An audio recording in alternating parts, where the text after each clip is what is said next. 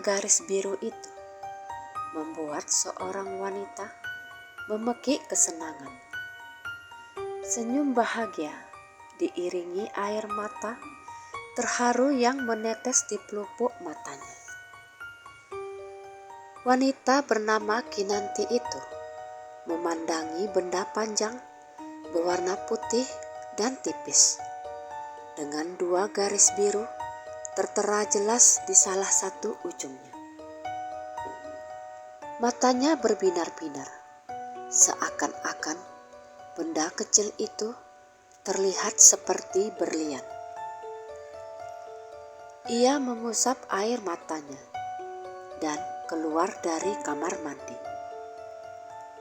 Ia menaruh benda kecil itu ke dalam laci meja riasnya dengan hati-hati.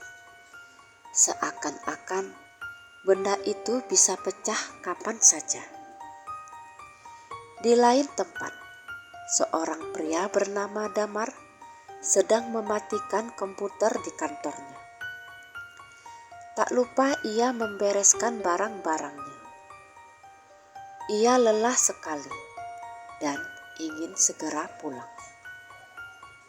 Ia melirik arloji di tangannya. Ternyata sudah jam 9 malam. Hari itu ia banyak pekerjaan, sehingga ia pun harus lembur. Biasanya ia selalu pulang jam 5 sore. Damar pun buru-buru membereskan barang-barangnya. Ia tak ingin membuat istrinya, yaitu Kinanti, menunggu dirinya terlalu lama. Kinanti pasti sudah masak enak untukku, gumam Damar. Istrinya Kinanti memang jago masak. Setiap masakannya tak pernah gagal membuat Damar berkata enak setiap kali menyantapnya. Membayangkannya saja sudah membuat perut Damar keroncongan. Maka bergegaslah Damar pulang ke rumah. Sesampainya ia di rumah, Kinanti menyambutnya dengan senyuman hangat. Setelah mencium punggung tangan suaminya, Kinanti meminta Damar untuk segera mandi dan makan setelahnya. Kinanti pun dengan setia melayaninya di meja makan. Damar memandang wajah istrinya dengan penuh rasa cinta. Cintanya pada Kinanti dari hari ke hari semakin tumbuh. Walaupun selama 8 tahun pernikahan, mereka belum juga diberi momongan. Sebenarnya Kinanti pernah meminta cerai karena merasa bersalah tidak bisa memberikan Damar keturunan. Tapi Damar menolaknya mentah-mentah. Tidak ada yang salah dalam hal ini. Mereka berdua sudah melakukan cek kesehatan sebanyak 4 kali dengan 4 dokter yang berbeda. Tapi keempat dokter tersebut memberikan hasil yang sama. Tidak ada yang salah dengan reproduksinya Damar dan Kinanti. Dua-duanya sehat dan hanya tinggal menunggu waktu kapan Tuhan memberikan anugerah itu pada mereka. Lalu, tepat di hari perayaan pernikahan mereka yang kelima, Kinanti sambil berusaha menahan air matanya, meminta Damar untuk menikah lagi. Mendengar itu, Damar marah besar dan dengan tegas menolaknya. Bahkan saking marahnya, Damar tidak mau bicara pada Kinanti selama 3 hari. Gara-gara itu, ibu mertua Kinanti alias ibunya Damar yang bernama Bu Ratih sampai harus datang untuk mendamaikan mereka berdua. Bukan untuk memarahi anaknya yang telah mendiamkan menantunya. Tetapi Bu Ratih malah memarahi Kinanti gara-gara permintaan konyolnya itu. Bu Ratih dengan tegas mengatakan, tidak ada yang namanya poligami di keluarga mereka. Jadi, bagi Bu Ratih, permintaan Kinanti untuk dipoligami hanya karena belum diberi keturunan adalah permintaan tak masuk akal. Kinanti hanya bisa meminta maaf. Ia melakukan itu murni karena ingin memberikan keturunan untuk Damar, walaupun harus melalui wanita lain. Mendengar itu, Bu Ratih hanya bisa menggeleng-gelengkan kepalanya. Lalu dengan lembut, ia memeluk menantu satu-satunya itu. Karena ia hanya memiliki satu anak, yaitu Damar sendiri. Bagi Bu Ratih, Kinanti sudah seperti anak kandungnya sendiri. Dengan kebijaksanaannya, Bu Ratih lalu berkata, serahkan semuanya pada Tuhan. Jika rezeki, pasti suatu saat mereka akan diberi keturunan. Tapi, jika sudah tak sabar, lebih baik mereka mengadopsi anak saja, daripada harus melakukan pernikahan poligami. Kalaupun Damar menikah lagi, tidak ada jaminan juga ia akan cepat diberi momongan. Pokoknya, Bu Ratih menutup masalah itu dengan vonis tidak boleh ada anggota keluarganya yang melakukan poligami, apalagi poliandri, karena hal itu sangat menjijikkan baginya. Dan pada akhirnya, Kinanti pun meminta maaf pada suaminya itu. Damar hanya mencium lembut kening istrinya, lalu merangkulnya erat-erat. Bagaimana bisa ia menduakan cinta Kinanti, gadis yang sangat disukainya, bahkan di saat mereka masih duduk di bangku SMP. Kinanti bukan gadis yang gampang ditaklukkan hanya dengan rayuan gombal khas laki-laki.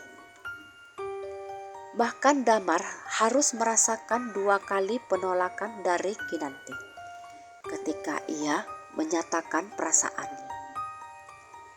Dan ketika Damar menyatakan cintanya untuk yang ketiga kalinya, barulah Kinanti membuka pintu hatinya. Setelah menikah, Kinanti benar-benar berusaha menjalankan perannya sebagai seorang istri. Mulai dari bersih-bersih hingga belajar sesuatu yang dulu sangat ditakutinya, yaitu memasak. Ya, Kinanti yang dulu sangat takut sama yang namanya minyak meletup ketika sedang menggoreng ikan atau ayam. Tapi karena tekadnya, ketakutan itu pun akhirnya sirna seiring berjalannya waktu. Bahkan ia sekarang sangat mahir memasak, sehingga berhasil membuat Damar selalu merindukan masakannya. Setelah melihat usaha Kinanti untuk menjadi istri yang baik, bagaimana bisa Damar melepaskannya begitu saja? Kita kembali ke meja makan. Damar makan dengan lahap. Bahkan ia sampai tambah nasi sebanyak 2 kali. Ia kelihatan lapar berat. Melihat itu, Kinanti sangat senang. Setelah selesai, Kinanti membereskan meja dapur, lalu mencuci piring kotor karena ia tak sabar ingin memberi kejutan pada suaminya yang saat itu sedang menonton berita di TV.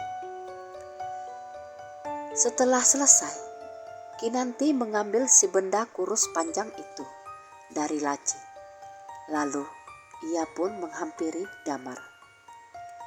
Tanpa berkata apa-apa, Kinanti meletakkan benda itu di paha Damar yang langsung melihatnya.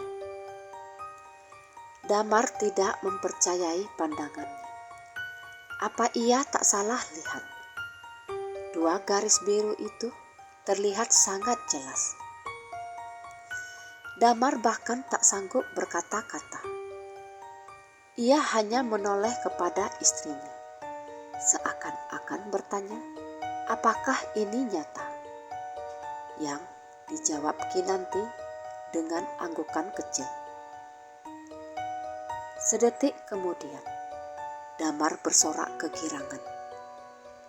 Ia bahkan menggendong tubuh Kinanti, yang sempat terkejut mendapat perlakuan seperti itu. Betapa bahagianya mereka berdua.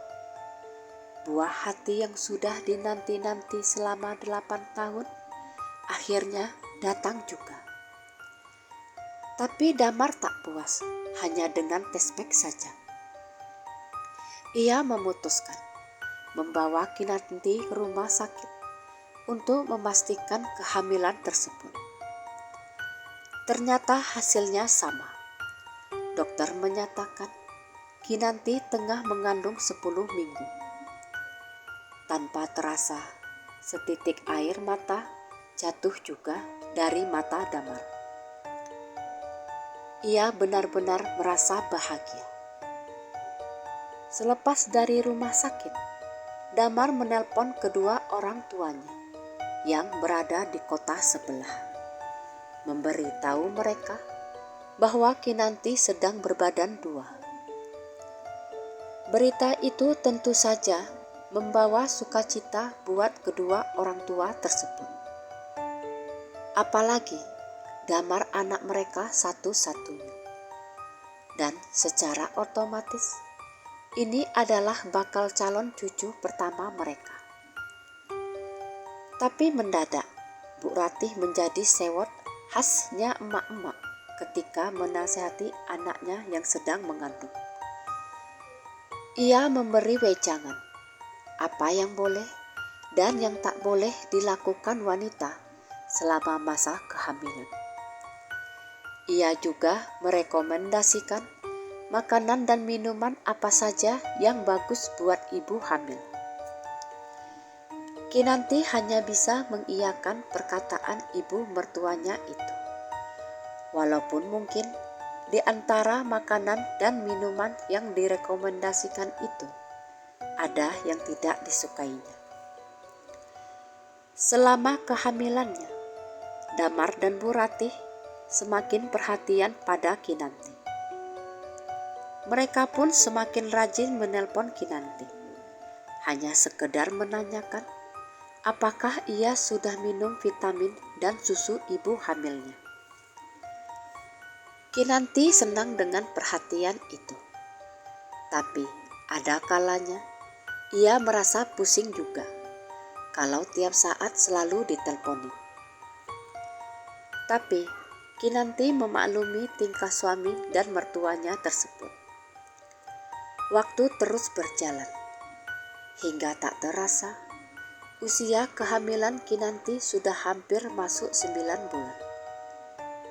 Bu Ratih yang merasa khawatir meminta Kinanti untuk tinggal bersamanya menjelang persalinan. Bu Ratih khawatir saat Damar bekerja, ditakutkan Kinanti akan mengalami kontraksi mendadak. Sedangkan di saat itu, Kinanti hanya sendirian di rumah. Setelah berdiskusi dengan Damar dan dengan persetujuan orang tua Kinanti, mereka pun memutuskan menjelang persalinannya mereka akan tinggal di kota tempat tinggal Bu Ratih. Damar juga meminta izin ke kantornya selama menunggu istrinya melahirkan. Ia akan bekerja dari rumah secara online. Beruntung pihak kantor mengizinkannya. Maka berangkatlah mereka ke rumah Bu Ratih yang menyambutnya dengan penuh sukacita. Beberapa hari kemudian, tiba-tiba Kinanti ingin melihat pantai yang pernah didengarnya dari bibir Bu Ratih.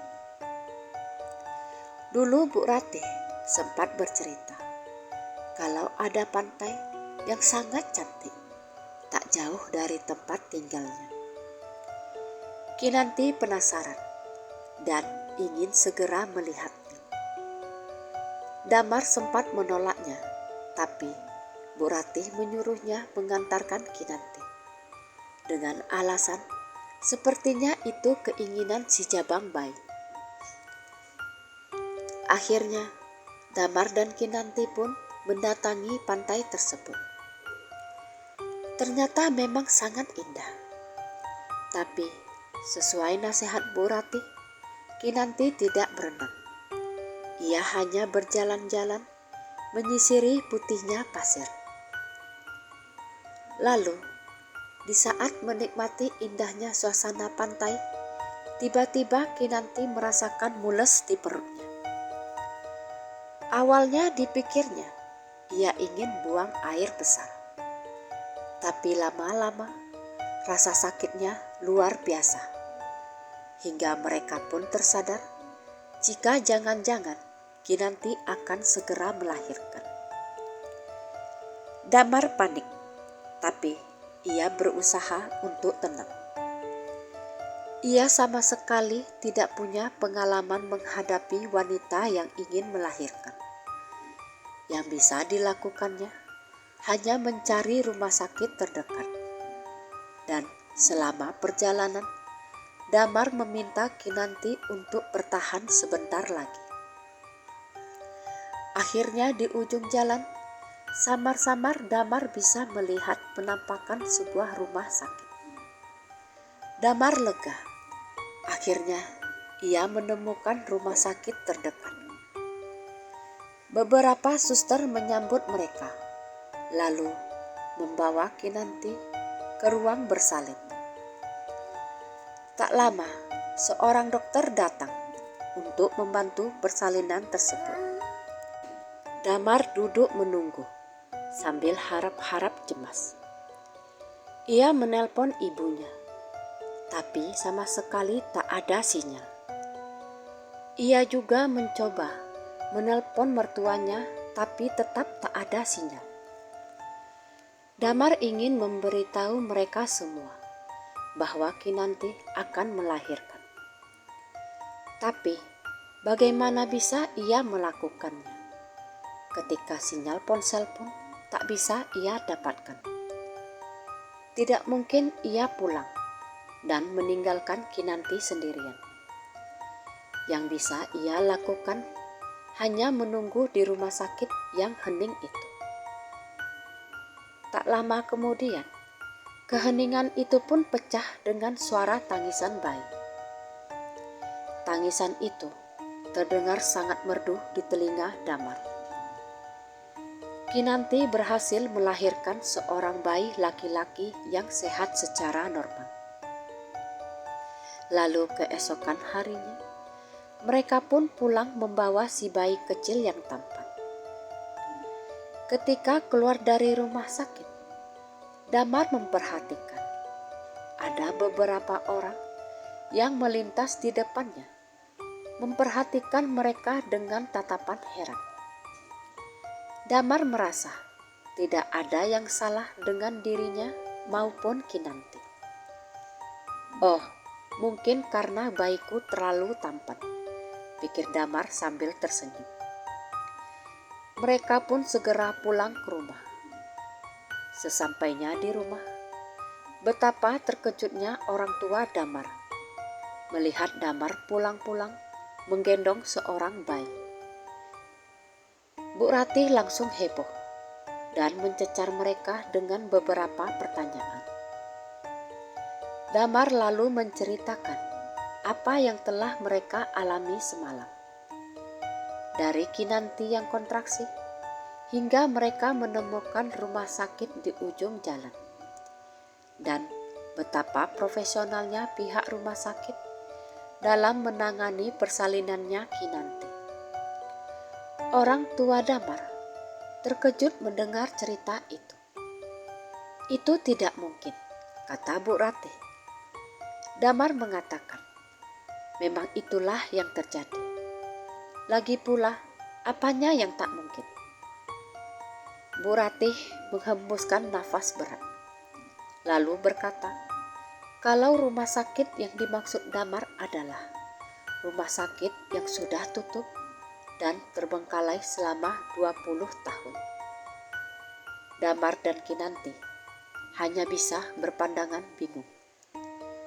Tetapi pernyataan Bu Ratih malah menjelaskan kenapa ada beberapa orang yang melihat keheranan pada mereka saat mereka akan meninggalkan rumah sakit.